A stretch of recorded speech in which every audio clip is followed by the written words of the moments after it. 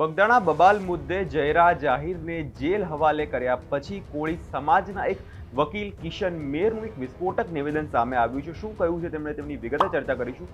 નમસ્કાર, હું છું પ્રથમ મોદી, આપ જોઈ રહ્યા છો નિર્ભય ન્યૂઝ। બગદાણા બબાલમાં આપણે જોયું કે જે આગેવાન હતા નવનીતભાઈ, તેમના પર હુમલો કરવામાં આવ્યો હતો અને તે બાદ જે છે કોળી સમાજમાં એક ન્યાયની લડત ઊભી થઈ અને તે ન્યાયની લડત માત્ર કોળી સમાજને ન્યાય મળ્યો હોય તેવું લાગે છે, કેમ કે જયરા જાહીરને આ મુદ્દે તેમાં જેલ હવાલે કરવામાં આવ્યો છે। જે નવનીતભાઈને મારવાનો જે આરોપ હતો તે મામલામાં તેમને હવે જેલ હવાલે કરવામાં આવ્યા છે। પણ તે પછી પણ અત્યારે કોળી સમાજના લોકોમાં હજુ પણ ક્યાંક ને ક્યાંક રોષ જોવા મળી રહ્યો છે। પહેલા તે આગેવાનને સાંભળી લઈએ, તેમણે શું કહ્યું હતું।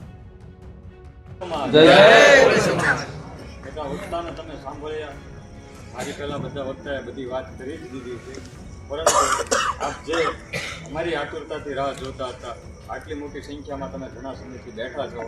પહેલાં અમારી મિટિંગ 9 વાગે અક્ષર પાર્ક ખાતી હતી ને એ વિસ્તારમાંથી જ હું આવું છું, એટલે ક્યાંક ને ક્યાંક મારી જવાબદારી હતી, એટલે થોડુંક ત્યાં મોડું થઈ ગયું, પરંતુ એ માટે હું માફી માંગુ છું આપ સૌની। વધુમાં વાત રહી આ કાર્યક્રમની, આ ન્યાય સભાની, ક્યાંક ને ક્યાંક આ બનાવ બન્યો 29 તારીખથી, ત્યારથી અમે આ સતત આ કાર્યક્રમમાં ને અનુરૂપ રૂપરેખા બનાવતા આવ્યા છીએ। જે તાલુકામાં આવેદન દેવાના હોય તાલુકાના જે આગેવાનો સાથે સંપર્કમાં રહ્યા છીએ। શિવર હોય તો શિવરમાં સૌથી વધુ સંખ્યા સાથે ભાવનગર જિલ્લામાં જો કોઈ આવેદનપત્ર આપ્યું હોય તો અશોકભાઈ માનસી છે, તેમને આપેલું છે। વધુમાં વાત રહી ભાવનગર શહેર કોળી સમાજ દ્વારા એક પણ આવેદનપત્ર આપવાનું નથી, કોઈ પણ સિનિયર આગેવાને એની જવાબદારી લીધી નથી। માત્ર એક મને પૂછવાવાળા જો કોઈ પણ વ્યક્તિ હોય તો એક કાંતિભાઈ છે। કાંતિભાઈ એક જ એવો વ્યક્તિ હતો, મને ફોન કરીને એમ કીધું હતું કે ભાવનગર શહેરના કોળી સમાજમાં કોઈએ કાંઈ કર્યું નથી, આપણે કિશન આવેદન દેવાનું છે। એટલે ત્યારે મેં કીધું હતું આપણે આવેદન નહીં, આપણે રાહ જોઈએ, આપણે આખા ગુજરાતથી કંઈક અલગ કરશું, કારણ કે આખા ગુજરાતમાં 250 કરતાં વધારે આવેદનપત્ર દેવાના છે। એટલે કાંતિભાઈ સિવાયના તમામ આગેવાનો હોતા છે, આ વસ્તુ યાદ રાખજો। ભાવનગર શહેરના જિલ્લાના આગેવાનો જાગે છે, એ આપણી પાસે સબૂતો છે, પરંતુ ક્યાંક ને ક્યાંક આપણો સમાજ અત્યારે શહેરમાં સૂતો છે, એને જગાડવાનું કામ કર્યું છે।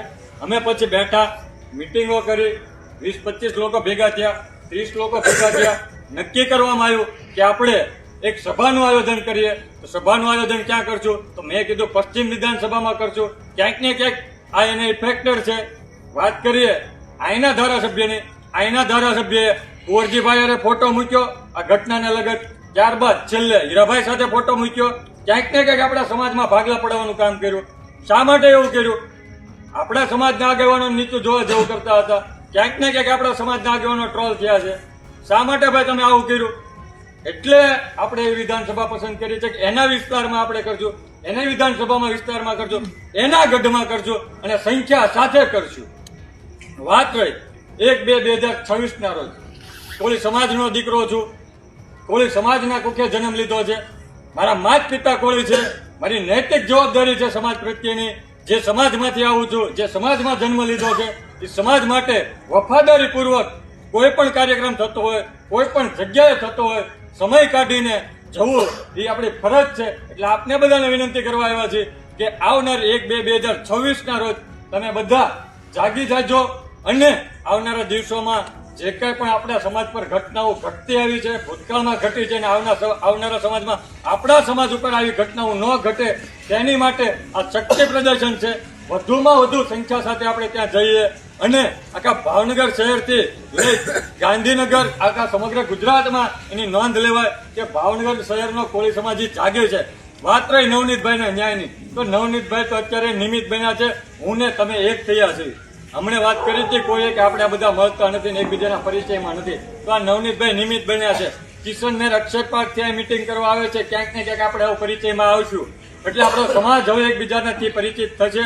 આ સભા કરશો તો એક મેક્સિમમ સંખ્યામાં લોકો આવશે, એકબીજાનો પરિચય થશે। એટલા માટે આપને વિનંતી કરવા આવ્યા છીએ। ત્યારે આપ સૌ આપણે આપણા તમામ લોકોના વોટ્સઅપની વાત કરી મિત્રોએ કે ભાઈ વોટ્સઅપ માધ્યમ સોશિયલ મીડિયાનું માધ્યમ છે। મેં સતત ટીવી ચેનલોમાં ડિબેટ કરી છે આ નવનીતભાઈના અનુસંધાને। ત્યારે આપને કહેવું છે કે આપના વોટ્સઅપમાં સ્ટેટસમાં જે નવનીતભાઈની પોસ્ટ આવે એ તમે બધા સ્ટેટસમાં રાખજો, બને એટલી શેર કરજો, જેથી કરી જે કોઈ વ્યક્તિ સુધી અમે ન પહોંચી શક્યા હોય તો એને જાણ થાય અને એ લોકો કાર્યક્રમ સુધી પહોંચી શકે। આપને સૌની વિનંતી છે, આપ તો આવજો જ તે, સાથે સાથે તમારા વિસ્તારમાંથી 5-5 જણા લઈને આવજો. વડીલે કીધું કે અમે 50 જણા ગયા હતા જે તે સમયે, તો વડીલને મારી વિનંતી છે કે આપની આ 5 શેરીમાંથી વધુમાં વધુ સંખ્યામાં લોકો આવે અને આ કાર્યક્રમ સફળ થાય, સમગ્ર ગુજરાતમાં એની નોંધ લેવાય તેવી વિનંતી કરવા આવ્યા છે. ત્યારે જય કોળી સમાજ, આપ સૌ મોટી સંખ્યામાં ઉપસ્થિત રહો તેવી વિનંતી. કોળી આગેવાનનું સ્પષ્ટ કહેવું છે કે આ મુદ્દામાં એક રાજનીતિ જે છે કરવામાં આવી છે. એ તેમનો સ્પષ્ટ આરોપ મંત્રી જીતુ વાઘાણી ઉપર છે, એટલે તે માટે જ તેમના ગઢમાં અત્યારે આ ન્યાય સભા યોજવામાં આવી છે તેવું તેમનું કહેવું છે. તેમનું કહેવું છે કે નવનીત વાલદિયા તો અત્યારે ખાલી માત્ર નિમિત્ત બન્યા છે કોળી સમાજને ભેગો કરવાનું.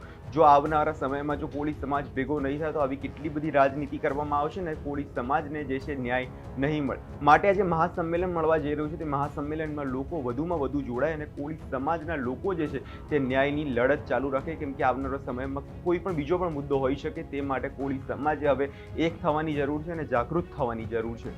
હવે આ વિષયના અંદર તમારો શું અભિપ્રાય છે તેમને કમેન્ટ કરી ચોક્કસથી જણાવજો અને અમારી ચેનલ નિર્ભય ન્યૂઝ લાઇક, શેર અને સબસ્ક્રાઇબ કરવાનું ભૂલશો નહીં.